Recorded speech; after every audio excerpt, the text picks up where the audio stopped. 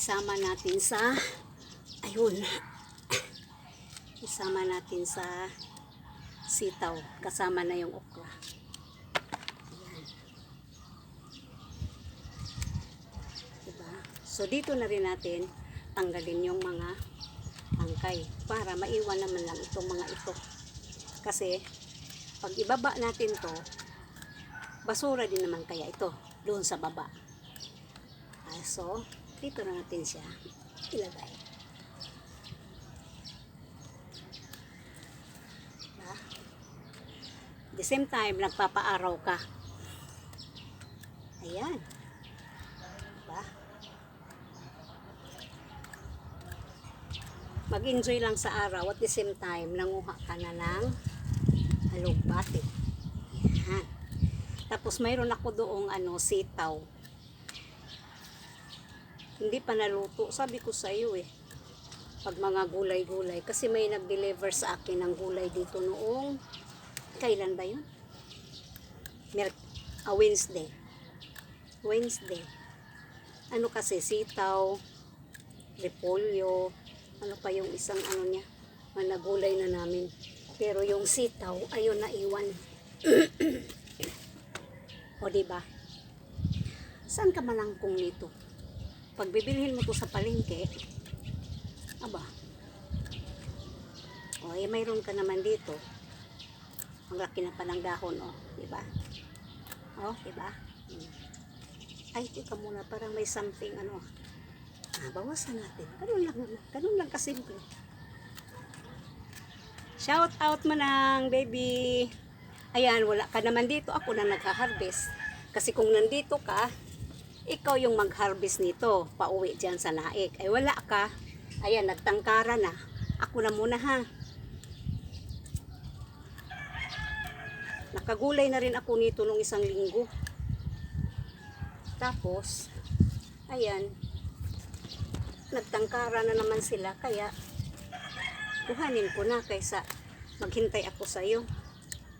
Good luck kung kakain ang aking mga angels nito. Ay nako. Baka naman wag na nga, tama na nga ito. Baka mamaya yung mahahaba na lang ang unahin. Nakain ka ba ng okra, Loy? Ay alugbate? Sige. Dagdagan ko to. Baka ako lang ang kakain nito. May pamangkin ako dito nga laking probinsya din. So,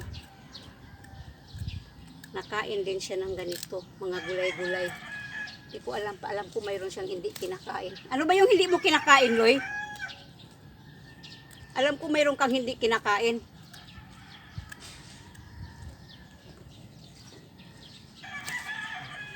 Diba? Sayang kasi Yan, nakain naman daw siya. Di, dagdagan na natin. Para may kasama akong kumain. Ayan. Diba? Fresh. From rooftop to table.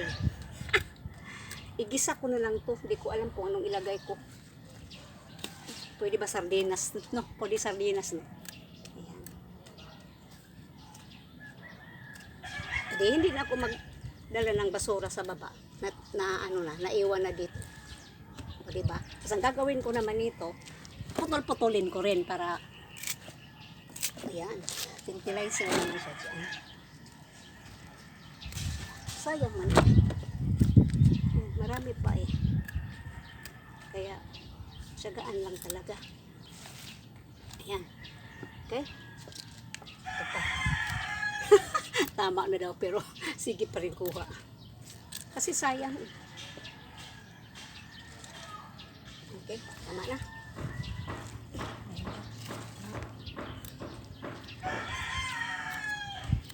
Okay.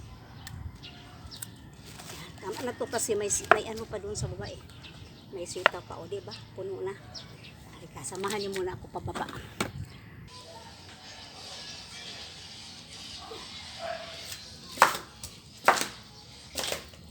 Baba na tayo.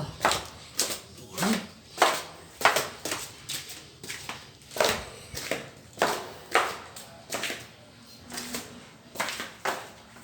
Palitay ng sinilas kasi pang bahay itong naisuot kong sinilas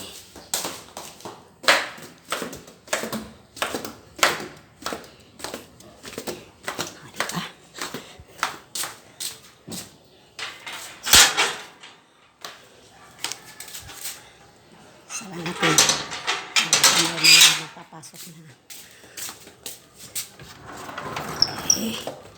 Ayan. Ang dilim ng ating bahay. Ayan. So, kanina, ayan. Ayan tayo.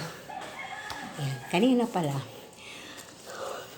nanguha din ako ng, ano tawag dito? Sibuyas dahonan.